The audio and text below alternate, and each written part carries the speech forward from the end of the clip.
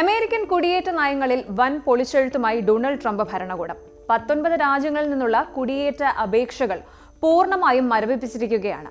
അതോടൊപ്പം തന്നെ സൊമാലിയൻ കുടിയേറ്റക്കാർക്കെതിരെ US പ്രസിഡന്റ് ഡൊണാൾഡ് ട്രംപ് നടത്തിയ വിവാദ പരാമർശങ്ങൾ അന്താരാഷ്ട്ര തലത്തിൽ വലിയ നയതന്ത്ര പ്രത്യാഘാതങ്ങൾ സൃഷ്ടിച്ചിരിക്കുകയാണ്. എന്താണ് അമേരിക്കയിൽ ഇപ്പോൾ സംഭവിക്കുന്നത്? ആരെയൊക്കെയാണ്, ഏതൊക്കെ രാജ്യങ്ങളാണ് ഈ പട്ടികയിലുള്ളത്? പരിശോധിക്കാം.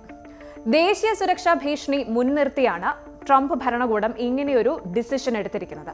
വിസ, ഗ്രീൻ കാർഡ്, സിറ്റിസൺഷിപ്പ് എന്നിവയ്ക്കുള്ള നടപടികൾ ഉൾപ്പെടെ എല്ലാത്തരം കുടിയേറ്റ അപേക്ഷകളും താൽക്കാലികമായി ഹോൾഡ് ചെയ്യാൻ ഉത്തരവിട്ടിരിക്കുകയാണ്. വൈറ്റ് ഹൌസിന് സമീപം നാഷണൽ ഗാർഡ് ഉദ്യോഗസ്ഥർക്ക് നേരെയുണ്ടായ വെടിവയ്പിൽ ഒരു അഫ്ഗാൻ പൗരൻ പ്രതിയാണെന്ന് കണ്ടെത്തിയ സംഭവമാണ് ഇങ്ങനെയുള്ള ഒരു പെട്ടെന്നുള്ള ഈ നടപടിക്ക് കാരണം. രാജ്യത്തെ നിയമപരമായ കുടിയേറ്റ സംവിധാനം സമ്പൂർണ്ണ പരിശോധനയ്ക്ക് വിധേയമാക്കണമെന്നാണ് വൈറ്റ് ഹൌസിന്റെ നിലപാട്.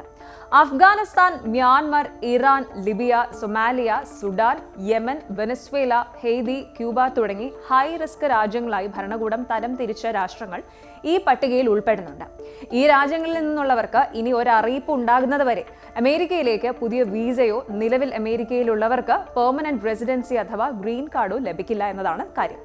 ട്രംപ് ഭരണകൂടത്തിന്റെ ഉത്തരവ് US citizenship and immigration services USCIS മുഖേനയുള്ള ഗ്രീൻ കാർഡ് I-485 നടപടികളെയാണ് പ്രധാനമായും ബാധിച്ചിരിക്കുന്നത്. ദേശീയ സുരക്ഷാ പ്രശ്നങ്ങൾ തീർപ്പാക്കുന്നതുവരെ ഈ രാജ്യങ്ങളിൽ നിന്നുള്ള ആപ്ലിക്കേഷൻസ് അനിശ്ചിതകാലത്തേക്ക് മരവിപ്പിക്കുമെന്നാണ് USCIS അധികൃതർ വ്യക്തമാക്കിയത്. ഇതിന്റെ ഫലമായി പൗരത്വത്തിനായുള്ള ഓത്ത് സെറിമണികൾ ഉൾപ്പെടെയുള്ള പല സുപ്രധാന ചടങ്ങുകളും രാജ്യത്തുടനീളം റദ്ദാക്കപ്പെട്ടിട്ടുണ്ട്.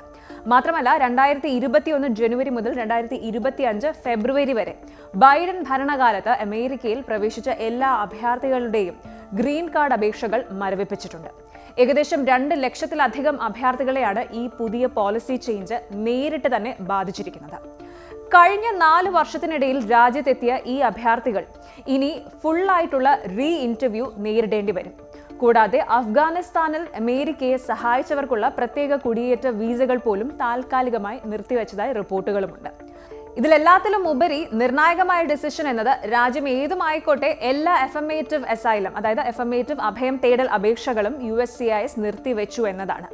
ഈ ഭരണപരമായ ഉത്തരവിനേക്കാൾ വലിയ കോൺട്രവേഴ്സിക്ക് കാരണമായത് പ്രസിഡന്റ് ട്രംപിന്റെ ചില പരാമർശങ്ങളാണ്. സൊമാലിയൻ കുടിയേറ്റക്കാരെ ലക്ഷ്യമിട്ടാണ് അദ്ദേഹം അതിരൂക്ഷമായ വാക്കുകൾ ഉപയോഗിച്ചത്. സൊമാലിയയിൽ നിന്നുള്ള കുടിയേറ്റക്കാർ നമ്മുടെ രാജ്യത്തിന് അവർ ഒരു കോൺട്രിബ്യൂഷനും നൽകുന്നില്ല എന്നും അവരെ നമുക്ക് ആവശ്യമില്ല എന്നും ട്രംപ് തുറന്നടിച്ചു. മിനസോട്ടയിലെ സൊമാലിയൻ സമൂഹത്തെയും സൊമാലിയൻ വംശജയായ US കോൺഗ്രസ് അംഗം ഇൽഹാൻ ഒമറിനെയും അദ്ദേഹം പേരെടുത്ത് വിമർശിക്കുകയും ചെയ്തു.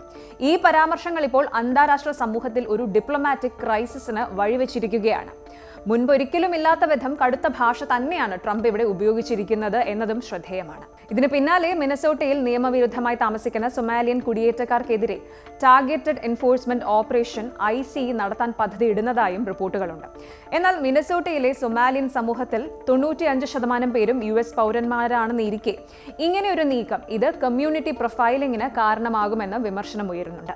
ഈ നയങ്ങൾ നിയമപരമായ കുടിയേറ്റ വഴികൾ അടയ്ക്കുക എന്ന ലക്ഷ്യത്തോടെയുള്ള ഗ്ലോബൽ മൂവ് ആയിട്ടാണ് വിലയിരുത്തപ്പെടുന്നത്. ഈ നീക്കങ്ങൾക്കെതിരെ ഉടൻ തന്നെ നിയമപരമായ ചലഞ്ചുകൾ കോടതികളിൽ എത്തുമെന്നും റിപ്പോർട്ടുകളുണ്ട്. ഈ പുതിയ നിയമങ്ങൾ അമേരിക്കയിലെ ലക്ഷക്കണക്കിന് കുടിയേറ്റക്കാർക്കിടയിൽ ആശങ്ക സൃഷ്ടിച്ചിരിക്കുകയാണ്. പൗരത്വത്തിനായി കാത്തിരുന്ന പലരുടെയും ഇന്റർവ്യൂകളും മറ്റ് പ്രൊസീജിയറുകളും ഒക്കെ ഇതിനോടകം റദ്ദാക്കിയിരിക്കുകയാണ്. വിമർശനങ്ങൾ ശക്തമാകുമ്പോഴും കുടിയേറ്റ നയം കടുപ്പിക്കാനുള്ള തീരുമാനവുമായി ട്രംപ് ഭരണകൂടം മുന്നോട്ട് പോവുകയാണ്.